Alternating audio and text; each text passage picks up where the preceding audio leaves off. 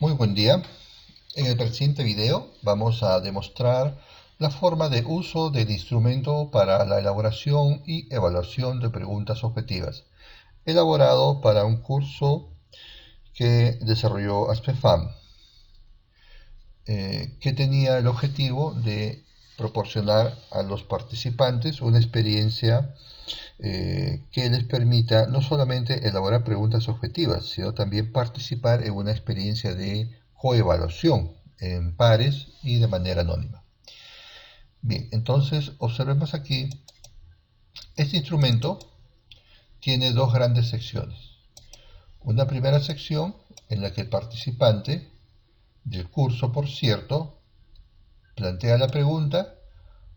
Una segunda etapa en la que de manera aleatoria los participantes entre sí hacen una valoración. Entonces hacen una coevaluación o evaluación en pares. Y una tercera etapa en la que el tutor hace una valoración final del trabajo realizado. ¿Qué deben hacer aquí los participantes?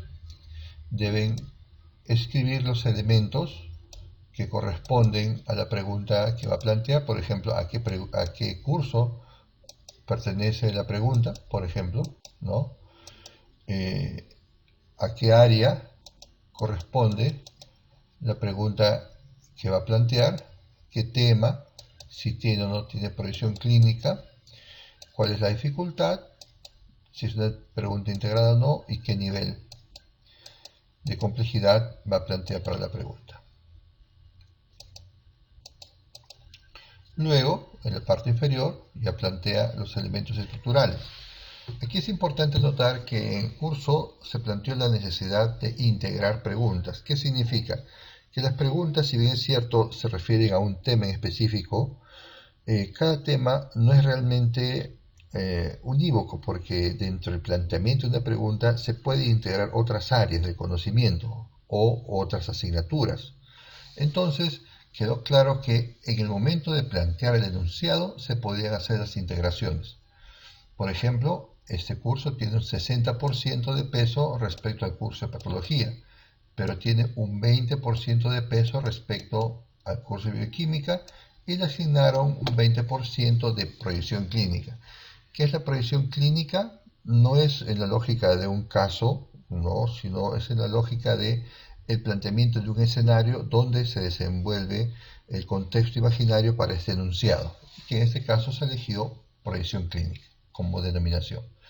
Luego, el autor de la pregunta redacta pues la pregunta en sí y dense en cuenta que la totalidad de pesos, la sumatoria, debe llegar al 100%.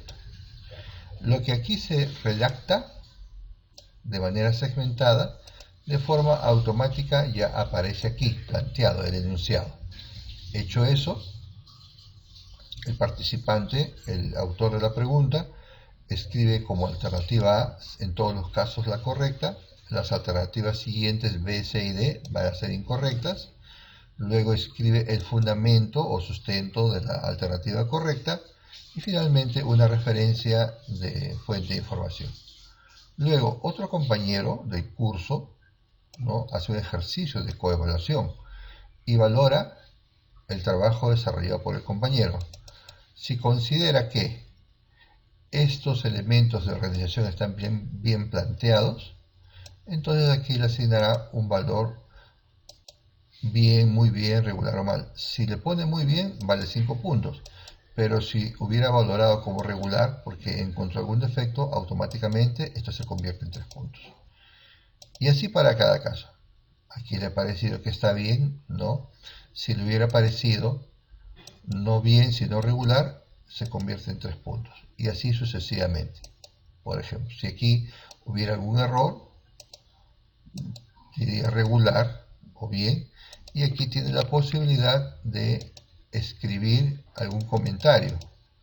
¿Por qué no estuvo bien? ¿Por qué considera que está regular? Por ejemplo, para que en su momento el autor tenga esta valoración y pueda hacer los ajustes del caso.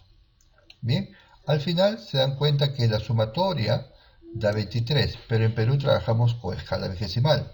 En consecuencia, la calificación de esta pregunta es 15.3. Lo mismo sucede con las demás hojas. Es decir, tenemos espacio en este archivo para 5 preguntas, pregunta 2, pregunta 3, pregunta 4, ¿no? Aquí, por ejemplo, ha obtenido 15.5 de nota. La pregunta 5 está correcta, tiene la máxima calificación en escala decimal, 20. Si aquí le hubiera puesto que está mal, por ejemplo, automáticamente se hubiera reducido. Si esto estuviera mal, también muy mal, se hubiera reducido.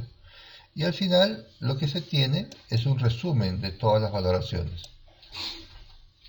Entonces el profesor, el responsable del curso, tiene esta visión previa de parte de un compañero del curso, ¿no? Porque esto ha sido una evaluación en pares, y ya el profesor procede a hacer ya una valoración mucho más técnica, hacer las recomendaciones del caso y hacer que suceda ya el feedback como corresponde en el intercambio de discusiones que se suceden a través de los foros o a través de las reuniones de Zoom que hemos tenido programadas para este curso. Bien, muchas gracias por su atención. Esperamos que esto haya sido de su utilidad. Gracias.